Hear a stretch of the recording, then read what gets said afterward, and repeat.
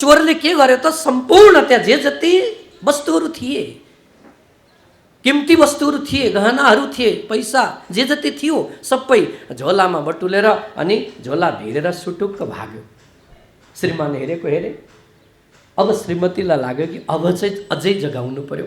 उसले भनिन्, अरे उठ्नुहोस् न, भाग्यो त्यो, घरभित्र आएर लुटेर गइसक्यो, किन चुपचाप हेरिरहनु भएको भन्दा श्रीमानले त्यही शब्द दोहोऱ्याए, अरे चुप लाग न, मैले पनि त देखेकै त छु नि, मलाई पनि त थाहा छ त। आयो चोर अनि तिजोरी खोल्यो, भएको सम्पत्ति झोलामा हाल्यो, लग्यो, किन कराए कि, मलाई थाहा छैन त यो कुरो भनेर जब श्रीमानले भन्दा श्रीमतीले बत्ती बालेर भनिन्, धिक्कार छ तिम्रो यो थाहामा, तिमीलाई सबै कुरो थाहा छ परन्तु गरेनौ केही, धिक्कार छ यो समझ, यो जानकारी, यो ज्ञान तिम्रो लागि धिक्कार छ। मेरो घरमा आयो चोर अनि मेरो घरभित्र आएर मेरो सम्पत्ति लुटेर गयो, थाहा छ भनी चुपचाप हेरेर उसलाई भाग्न दियौ तिमीले, यो समझ के कामको, यो समझ कुनै पनि कामको छैन, यो जागृति, यो जागनी, धिक्कार छ तिम्रो जीवनलाई। सम्झाइदिन् उनकी श्रीमतीले। अब भाग्नु त पर्यो नि ती कुराबाट। श्रीमान सल्लाह रहेछन्, उनले भन्न थाले, के भने त भन्दा, अरे अहिले घडी त हेर कति बज्यो, 12 बजेको छ, म को हुँ, इन्सपेक्टर, अनि 12 बजे चोरलाई समात्ने हो त, भोलि 10 बज्छ अफिस खुल्छ अनि समातौँला नि, ड्युटीमा कहाँ छु म, नोकरीमा म छुइनँ नि, अहिले घरमा छु, त्यसले गर्दा समात्दिनँ।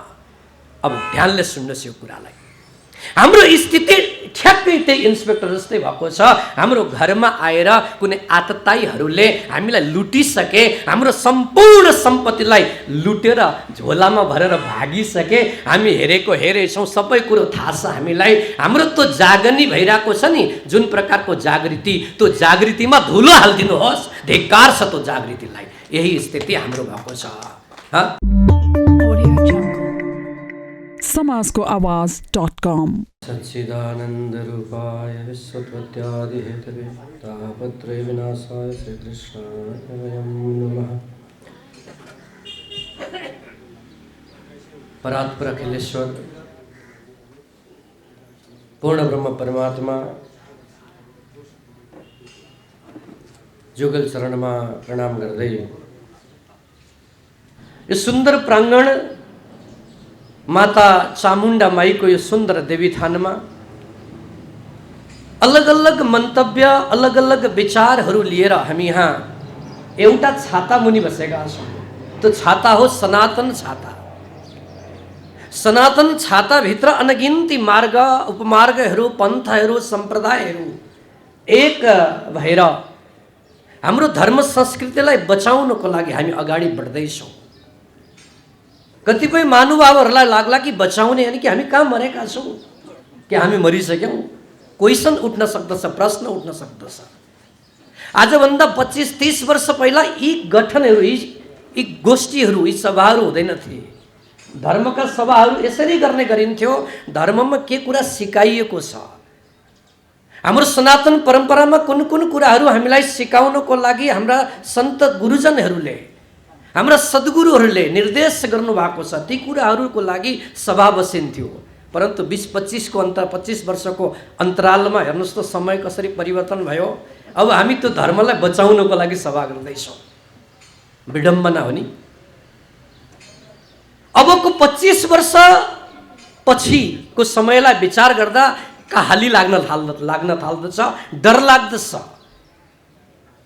आज जुन परम्परालाई लिएर हामी अगाडि छाती खोलेर हाम्रो समाजमा, हाम्रो प्राङ्गणमा, चौरहरूमा, दोबाटा चौबाटाहरूमा गएर भन्दछौँ नि हामी हिन्दू हौँ, यही प्रक्रिया चल्ने हो भने नि अबको 25 वर्षपछि डर लाग्न थाल्दछ म हिन्दू हुँ भन्नको लागि।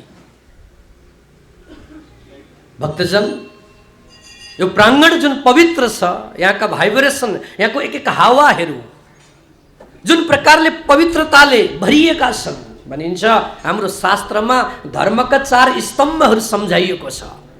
जबसम्म हामीले ती स्तम्भहरूलाई जान्दैनौँ नि, भनिन्छ सत्य, तप, दया अनि पवित्रता, यी 4वटा कुरा हुँदछ, सनातन परम्पराले सिकाउँदछ।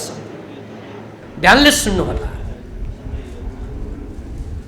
सत्य तप, दया, पवित्रता हामीमा छ त अब यी चार वस्तु एक पनि रहेन हामीमा। न त सत्य छ न त तप छ। अब हामी के सोच्दछौँ त भन्दा तप भन्ने बित्तिकै जङ्गलमा गएर एकदम तपस्या गर्नुपर्ने हो कि सम्पूर्ण घर परिवार त्यागेर हामी अब बिल्कुल उदासीन भएर एकान्तमा बास गर्नुपर्ने हो कि? जुन धर्मका स्तम्भहरूका यी शब्दको परिभाषा राम्रोसँग नबुझ्दा हामी आफ्नो कर्तव्यबाट अलिकति विमुख हुँदैछौँ। दुनियाँमा दुईवटा सभ्यता छ, एउटा पाश्चात्य सभ्यता अनि अर्को बौद्धिक सभ्यता। हामी परम्परा अनि सामी परम्परा भनेर सम्झाइयो। दुईवटा परम्परा छ दुनियाँमा। पाश्चात्य सभ्यता जुन छ त्यसले पनि सुन्दर कुरा सिकाउँदछ, पाश्चात्य सभ्यताले, अनि पूर्वीय सभ्यताले पनि सुन्दर सिकाउँदछ। जुन हामी पूर्वीय सभ्यतामा जोडिएका छौँ, अनि हजुरलाई थाहा छ यी दुईटै सभ्यता अहिले आएर बिग्रिए किन? त्यो पाश्चात्य जगत पनि बिग्रियो अनि यो पूर्वीय जगत पनि बिग्रियो। सभ्यताले दुईटैलाई बिगारिदियो। यो चाहिँ मेरो मात्र परिभाषा हुनसक्छ, हजुरकोसँग नमिल्न पनि सक्छ, परन्तु म अवश्य भन्ने छु त्यो पाश्चात्य परिभाषा यस कारण बिग्रियो, त्यहाँ अति नास्तिकवाद भयो, त्यहाँ अति नास्तिकवाद। अनि यो पूर्वीय सभ्यता पनि बिग्रियो, यहाँ अति आस्तिकवाद भयो। दुईटै शब्दको अगाडि अति लागेपछि दुईटै बिग्रिए। एउटा अज्ञानताको आस्तिकवादले बिगार्यो पूर्वीय सभ्यतालाई, अनि अर्को अज्ञानताको नास्तिकतावादले बिगार्यो पाश्चात्य सभ्यतालाई। हामी दुईटै बिग्रियो। पूर्वले पश्चिमतिर हेर्न थाल्यो, पश्चिमले पूर्वतिर हेर्न थाल्यो। अभिषेकजी भर्खर भन्दै हुनुहुन्थ्यो नि, हाम्रो जुन परम्परा छ समग्र दुनियाँलाई जसले सुन्दर जीवन जिउन सिकाउँदछ त्यो सिद्धान्त, त्यो परम्परा हो पूर्वीय परम्परा। परन्तु ज्ञानको रूपमा अज्ञानताले त्यो परम्परालाई अँगालियो भने, स्वीकार गरियो भने त्यसले के गर्दछ त भन्दा एक त विनाश गर्दछ अनि अर्को अशान्त। विचार गर्नुहोस् त, हामी धर्म गर्दछौँ, त्यो धर्म गर्नुको पछाडिको मूल उद्देश्य के हो त भन्दा हामीलाई शान्ति मिलोस्, आनन्द मिलोस्, सुख होस्, समृद्धि हौ, यी सबै चाहना हुन् नि। एक व्यक्ति बेलुका ओछ्यानमा जाँदछ, विश्राम गर्ने समयमा उसका मन मस्तिष्कमा चिन्तनहरू हुन थाल्दछन्। ध्यानले सुन्नुहोला, कस्ता चिन्तन त भन्दाखेरि प्रत्येक व्यक्तिका उसले के सोच्दछ, आजको दिन जेनतेन गयो, ठिकठाक भयो, जे भयो भयो, परन्तु भोलिको दिन सुन्दर हुनेछ। आशामा जान्छ कि जाँदैन? हाम्रो ओछ्यानमा हामी गएपछि हामीलाई यही आशा लाग्दछ, आज ठिक चलो जस्तो भयो भयो ठिकै छ, परन्तु भोलिको दिन सुनौलो हुनेछ, भोलिको दिन सुन्दर बिहानी हुनेछ मेरो। परन्तु कल्पना गर्नुहोस् त, त्यो सुनौलो बिहानी, त्यो सुन्दर दिन आजसम्म कुरेको कुरै छौँ, कहिले त आएन। फेरि भोलि त्यही प्रपञ्च, फेरि भोलि त्यही अशान्तता, अज्ञानता, अन्धकार। हामी यसरी हाम्रो जीवन समग्र यसरी बिताइरहेका छौँ। अशान्तता, अतृप्तता जब लिएर हामी हिँड्दछौँ, यसको मूल कारण के हो त भन्दाखेरि अज्ञानता। हामी अज्ञानी छौँ। हामी धर्म त गरिरहेका छौँ परन्तु अज्ञानतावश गरेका छौँ। हाम्रो घरभित्र आएर कसैले लुटेर लगिसक्यो, हाम्रो घर बिल्कुल खाली गरिसक्यो, परन्तु हामी त्यही अज्ञानता, त्यही अन्धकारतामा बसेर के गर्दैछौँ त, धर्म त हो नि, धर्म गरिरहेको छौँ नि भन्ने एक अलग प्रकारको अज्ञानतावादलाई धर्म सम्झेर बसेका छौँ। विचार गर्नुहोस्, हामीले जुन प्रकारका क्रियाहरू गर्दैछौँ बिहानदेखि लिएर बेलुकासम्म, त्यो हामीले धर्मसँग जोडिएका छौँ, परन्तु वास्तवमा त्यो धर्म हो त? एउटा इक्जाम्पल दिन चाहन्छु। एकजना पुलिस इन्सपेक्टर रहेछन्, उनको घरमा चोर आएछ। ध्यानले सुन्नुहोला, चोर आयो, भर्खर सुतेका मात्रै थिए, भर्खर बत्ती निभाएका मात्रै थिए, पति पत्नी थिए। रातको 12 बजे चोर आयो, ढोका खोल्यो, थाहा पाए दुईटैले। श्रीमतीज्यूले भन्नुभयो, हेर्नुहोस् हाम्रो घरमा चोर आयो। श्रीमानले कानमा खुसुक्क भने, चुपचाप हेरिरहँ है, चुपचाप बसेर। श्रीमतीले सोचिन्, चलो इन्सपेक्टर हुन्, अवश्य पनि रक्षा गर्छन्, यसलाई समात्ने छन्। त्यो चोरले भित्र उनीहरूकै रुममा गयो, आरामले त्यो जुन तिजोरी खोल्यो, भित्र जे सामानहरू थियो त्यो बटुल्यो, झोलामा हाल्यो, अनि झोला ठिकठाक कस्यो। अब उसले झोला तयार गर्यो, भर्यो। दुईजनै बिउजिरहेका छन्। श्रीमतीलाई लाग्यो कि उसको गहना गरगहना त उनको ज्यादा थियो, केही गरेनन्। अझै फेरि कोट्याइन्। यसले त सबै लुट्यो, समात्नुहोस् न, झोला भरिसक्यो, किन चुपचाप बस्नुभएको? कानमा सुटुक्क भनिन्। श्रीमानले फेरि गाली गरे, अरे चुपचाप बस न तिमी, म पनि त हेर्दैछु नि, देखि त रहेको छु, मलाई पनि थाहा त छ त, तिमी चुपचाप बस। श्रीमती चुपचाप भइन्, बोल्न सकिनन्। फेरि त्यो चोरले के गर्यो त, सम्पूर्ण त्यहाँ जे जति वस्तुहरू थिए, किम्ती वस्तुहरू थिए, गहनाहरू थिए, पैसा जे जति थियो सबै झोलामा बटुलेर अनि झोला भिरेर सुटुक्क भाग्यो। श्रीमान हेरेको हेरे। अब श्रीमतीलाई लाग्यो कि अब चाहिँ अझै जगाउनु पर्यो। उसले भनिन्, अरे उठ्नुहोस् न, भाग्यो त्यो, घरभित्र आएर लुटेर गइसक्यो, किन चुपचाप हेरिरहनु भएको भन्दा श्रीमानले त्यही शब्द दोहोऱ्याए, अरे चुप लाग न, मैले पनि त देखेकै त छु नि, मलाई पनि त थाहा छ त। आयो चोर अनि तिजोरी खोल्यो, भएको सम्पत्ति झोलामा हाल्यो, लग्यो, किन कराए कि मलाई थाहा छैन त यो कुरो भनेर जब श्रीमानले भन्दा श्रीमतीले बत्ती बालेर भनिन्, धिक्कार छ तिम्रो यो थाहामा, तिमीलाई सबै कुरो थाहा छ परन्तु गरेनौ केही, धिक्कार छ यो समझ, यो जानकारी, यो ज्ञान तिम्रो लागि धिक्कार छ। मेरो घरमा आयो चोर अनि मेरो घरभित्र आएर मेरो सम्पत्ति लुटेर गयो, थाहा छ भनी चुपचाप हेरेर उसलाई भाग्न दियौ तिमीले। यो समझ के कामको? यो समझ कुनै पनि कामको छैन। यो जागृति, यो जागनी धिक्कार छ तिम्रो जीवनलाई। सम्झाइदिन् उनकी श्रीमतीले। अब भाग्नु त पर्यो नि ती कुराबाट। श्रीमान सल्लाह रहेछन्। उनले भन्न थाले, के भने त भन्दा, अरे अहिले घडी त हेर कति बज्यो, 12 बजेको छ, म को हुँ? इन्सपेक्टर। अनि 12 बजे चोरलाई समात्ने हो त, भोलि 10 बज्छ, अफिस खोल्छ, अनि समातौँला नि, ड्युटीमा कहाँ छु म, नोकरीमा म छुइनँ नि, अहिले घरमा छु, त्यसले गर्दा समात्दिनँ। अब ध्यानले सुन्नुहोस् यो कुरालाई। हाम्रो स्थिति ठ्याक्कै त्यही इन्सपेक्टर जस्तै भएको छ।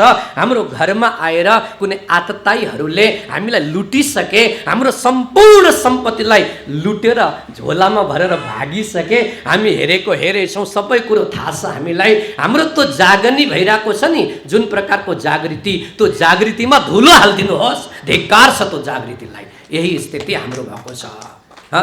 सनातन परम्परामा आघात हुँदैछ। धर्मको हाम्रो जुन आस्तिकतामाथि आतताईहरूले आघात गर्दैछन्, आक्रमण गर्दैछन्। हामीलाई सबै कुरो थाहा छ परन्तु चुपचाप बसेका छौँ। अनि छट्किनको लागि, भाग्नको लागि कसैले प्रश्न गर्यो भने केही न केही उत्तर छ हामीसँग। त्यो इन्सपेक्टरले उत्तर दियो नि, म ड्युटीमा कहाँ छु भनेर। अहिले 12 बजे मेरो ड्युटी होइन, जब बिहान ड्रेस लगाएर अफिस जानेछु अनि समात्छु म भनेर जवाब दिएको थियो नि उसले। त्यो जवाब हामीसँग अलरेडी छ, अहिले हजुर सबैसँग छ। विचार गर्नुहोस्। न त सत्य रह्यो, न त तप रह्यो, न त पवित्रता रह्यो, न त दया नै रह्यो। सनातन परम्पराले यी 4वटा कुराहरूलाई सिकाउँदछ, तिमी सत्य बोल, असत्य नबोल। यो नराम्रो हो त? यदि सत्य बोल्ने राष्ट्र को निर्माण यदि हिन्दू समाजद्वारा पहिलेदेखि भइरहेको थियो, प्राचीन कालदेखि नै, बीचमा केही गडबडहरू भए अनि फेरि सुसङ्गठित भएर गरौँ भन्दाखेरि कसको भित्र बोल्ने? जो सत्य मात्र बोल्दछ, जसले घरमा सत्य बोल्दछ, समाजमा सत्य बोल्दछ, समाजको सर्वाङ्गीण विकासको लागि सत्यले खूब भूमिका निभाउँदछ। सत्य बोल्नुहोस्, यो धर्मले सिकायो। अनि अर्को तपको अर्थ के हो त भन्दाखेरि आफ्नो कर्तव्यलाई नछोडिकन, हाम्रो मानव कर्तव्य हो, हामी मानव धर्ममा छौँ, हामी बिल्कुल मानव भएर बाँच्छौँ। यो कर्तव्यमा हजुरहरू पूर्ण रूपले 100% लाग्नुहोस् न, त्यही त हो तप। तप भनेको यही हो। अनि अर्को तेस्रो नम्बरमा आयो पवित्रता। हेर्नुहोस्, हर कार्यमा पवित्र होस्, पवित्रता होस्। म भर्खर यहाँ आएँ अनि मन्दिरमा भित्र प्रवेश गरेँ। 8 बजीमा आइपुगेको थिएँ। हाम्रो कुमारजीले यहाँ मन्दिरमा दर्शन गराउनु भयो। विचार गर्नुहोस् त, जब मन्दिरभित्र हामी प्रवेश गर्दछौँ हामीले लगाएको जुत्ता लगाएर छिर्छौँ त, हामी छिर्दैनौँ नि? छिर्छौँ कि कोही छिर्नुहुन्छ? छिर्नुहुन्न नि।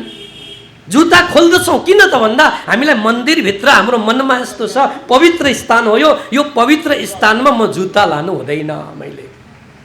यही त हो तप। यी नियमहरू, यी नीतिहरू, जुन नीतिले, जुन नियमले हाम्रो समाजका हर वर्गलाई सङ्गठित गर्दछ, हर वर्गलाई विकास गर्दछ, समाजको सर्वाङ्गीण विकास गर्दछ भने यो हुँदछ हिन्दू समाजको, हिन्दू धर्मको तेस्रो स्तम्भ, जसलाई पवित्रता भनिन्छ। अब यो कसले छोड्न तयार हुँदछ? हर व्यक्तिको, हर कोही पनि धर्ममा होस् न, कुनै पनि सम्प्रदायमा जोडिएको होस्, उसले यदि पवित्रता राखेन भने ऊ भ्रष्ट हुँदछ, उसको मति भ्रष्ट हुँदछ, उसको गति भ्रष्ट हुँदछ, ऊ दिशाहीन हुँदछ। धर्मले हामीलाई यो सिकायो। अनि चौथो नम्बरमा दया दान गर्नुहोस्, दया गर्न सिकायो। सन्त तुलसीदासले भन्नु दया धर्मका मूल है। धर्मको मेन परिभाषामा नै दया आउँदछ। यदि हाम्रो भित्र दया गयो भने धर्म कहाँ रह्यो? त भक्तजन, यो सभाको उद्देश्य पनि यही हो। यी चारवटा कुरालाई हामीले बिल्कुल आत्मचिन्तन गरेर अगाडि बढ्यौँ भने मलाई लाग्दछ कि समाजमा धर्मको नाममा जुन झगडा हुँदैछ नि, त्यो सम्पूर्ण रूपले रोकिन्छ। महामती प्राणनाथजी महाराजले प्रणामी समाजमा एउटा सुन्दर सन्देश दिनुभएको छ। यहाँ भन्नुहुन्छ, जुदे जुदे नामे गावही, जुदे जुदे भेष अनेक, जिन कोई झगडो आप में धनी सबका एक। परमात्मा सबैका एक हुन्, परन्तु नाम अलग अलग छन्, भेष अलग अलग छन्, भाषा अलग अलग छन्। अलग अलग भाषाले पुकारिन्छ परमात्मालाई। कबीर साहेबको एउटा चौपाई सुन्दर छ। कबीर साहेबले पनि के भन्नुभयो त भन्दाखेरि, कबीरा कुवा एक है पनिहारी अनेक, बर्तन सबकी न्यारी न्यारी, पानी सब में एक। अब सोच्नुहोस्, एउटा कुवा छ चौरामा, अनि त्यो कुवामा पानी भर्न अलग अलग व्यक्ति गए, अलग अलग घरका, अनि कसैसँग अब अलग प्रकारको बर्तन छ, कसैसँग अलग छ, अलग अलग बर्तन लिएर भाँडा लिएर गए। परन्तु अलग अलग भाँडा भए तापनि, अलग अलग पनिहारी भाँडा भर्ने, पानी भर्ने आमा दिदी बहिनी अथवा दाजुभाइ भए तापनि त्यो भाँडाभित्र पानी कस्तो आउँदछ त? त्यो कुवाको एउटै पानी आएका होइन। चाहे जतापट्टिबाट पनि धर्मको परिभाषा लिनुहोस्, चाहे कुनै पनि परमात्मालाई, कुनै पनि प्रतिमालाई आफ्नो आस्था लगाएर प्रतिमामा गएर प्रणाम गर्नुहोस् न, नमन गर्नुहोस्, भनिन्छ एक परमात्मालाई नै पुजिएको हो। नाम अलग अलग छन् परन्तु परमात्मा एक छन्।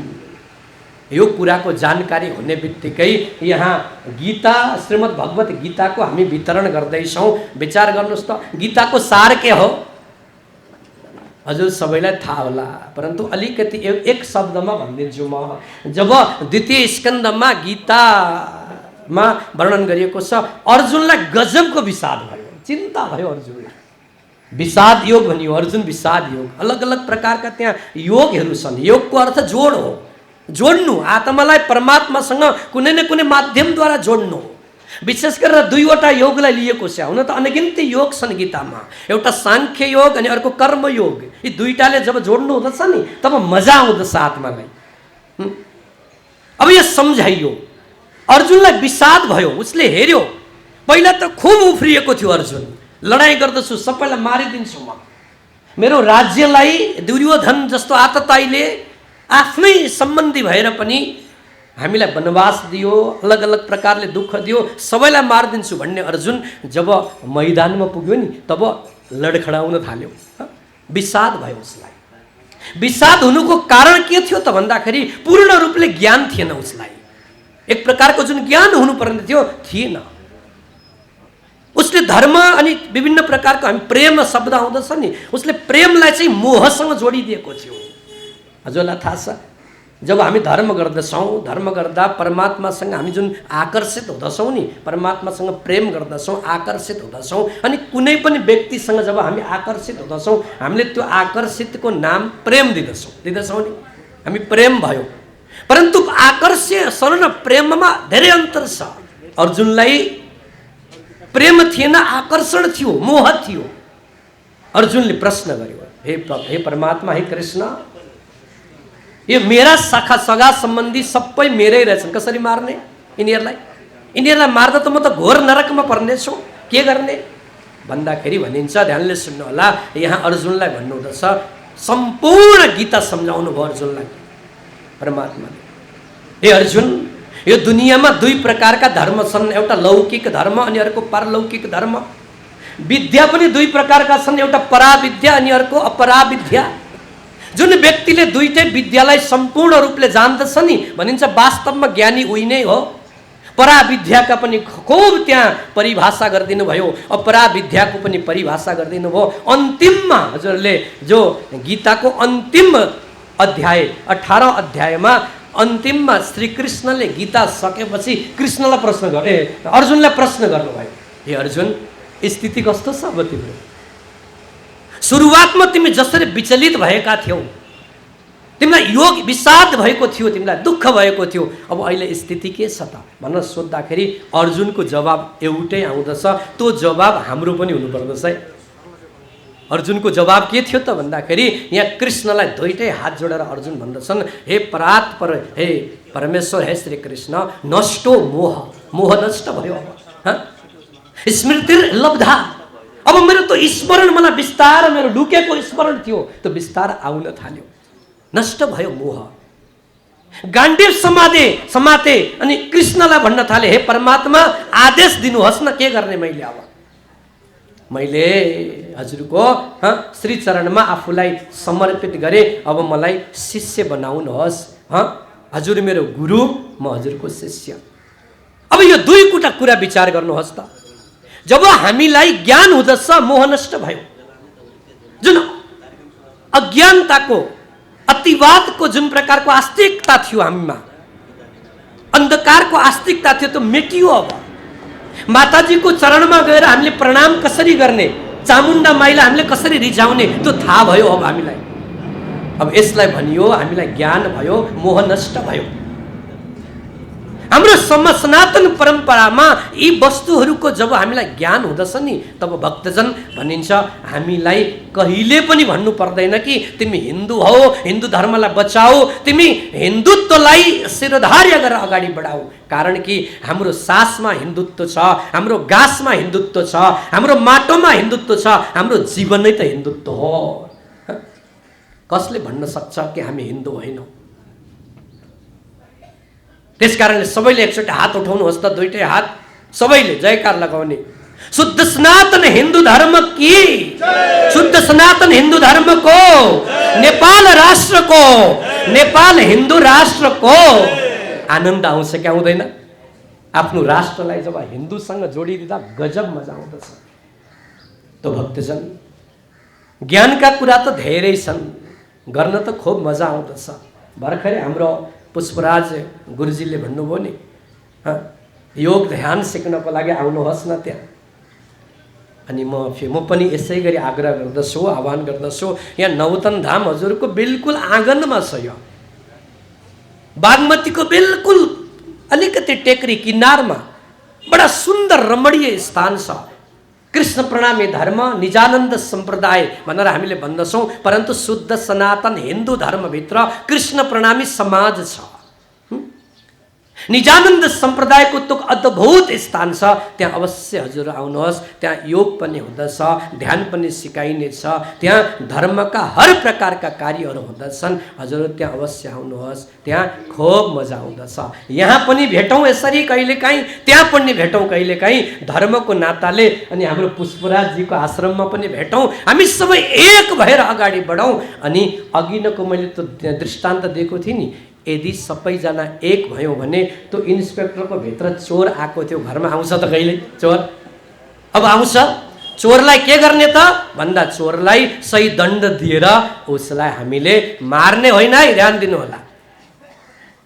दुनियाँमा कुनै पनि व्यक्ति खराब हुँदैन, उसको भित्र हालिएको वस्तु खराब हुँदछ। त्यो वस्तुलाई निकालिदियो भने त व्यक्ति त सुन्दर छ नि, उसको भित्र आत्मा छ, आत्मा सुन्दर छ। हाम्रो सनातन परम्पराले यो सुन्दरतालाई सिकाउँदछ। सत्य, तप, दया अनि पवित्रता, यी चारैवटा स्तम्भलाई अगाडि लिएर बढौँ भनिन्छ। यो नवरात्रिको सुन्दर ढोकामा हामी पुगेका छौँ। नवरात्रिको ढोकामा सोह्र श्राद्धको पवित्र यो तिथिमा हामी चलिरहेका छौँ, हिँडिरहेका छौँ। सबैको मनमा, सबैको मस्तिष्कमा एक प्रकारको अलग ऊर्जा जागृत भइरहेको छ, कारण कि दसैँ, बडा दसैँ बिल्कुल मुखमा छ। त्यसले गर्दा हजुर सबैलाई बडा दसैँको खूब खूब शुभकामना पनि दिन चाहन्छु। दसैँ सुन्दर हिसाबले मनाउनुहोस्, परन्तु एक निवेदन पनि गर्न चाहन्छु, हत्या हिंसा बिना पनि दसैँ मनाउनु पर्दछ। हिंसा बिना दसैँ मनाउनुहोस्, कारण कि दसैँ सबैको हो नि, हर प्राणीको हो। त्यो जीवको पनि हो नि त, त्यो पशुको पनि दसैँ हो। उसलाई पनि खुसी दिनुहोस्, आनन्द दिनुहोस्, उसलाई दुखी गरेर हामी खुसी हुने यो हिन्दू समाजले, सनातन परम्पराले सिकाएको छैन। यति भन्दै खूब आनन्द आयो। कुमारजीलाई खूब खूब धन्यवाद दिन चाहन्छु। अनि हाम्रो पुरुषज्यू, उहाँको जुन बोलीमा जुन प्रकारको मलाई लाग्दछ कि आज उहाँको जिब्रोमा माता सरस्वती यसरी बस्नु भएको थियो नि, गजब मजा आयो। हजुरलाई आयो कि आएन? आयो नि, मजा आयो नि, भोक हरायो नि। हामीले आत्माको खुराक खाएको हो। हामी खाँदै त छौँ, हामी कहाँ भोका छौँ? यहाँ हामी खाँदैछौँ, सत्सङ्ग रूपी यो अमृत धारालाई पान गर्दैछौँ। यो सुन्दर आयोजन गरेकोमा आयोजक टिमलाई खूब खूब धन्यवाद दिन चाहन्छु। मेरो साथमा हुनुहुने हाम्रो गोपाल रिजालज्यू अनि कटुवाल राजेन्द्र कटुवालज्यू, उहाँहरूलाई पनि मलाई यहाँ लिएर आउनुभयो, धन्यवाद। यहाँ समग्र सनातनी खूब भक्तजनहरूलाई दुई हात जोडेर प्रणाम गर्दै मेरो दुई शब्दलाई यहाँ विराम दिन चाहन्छु। समाजको आवाज.com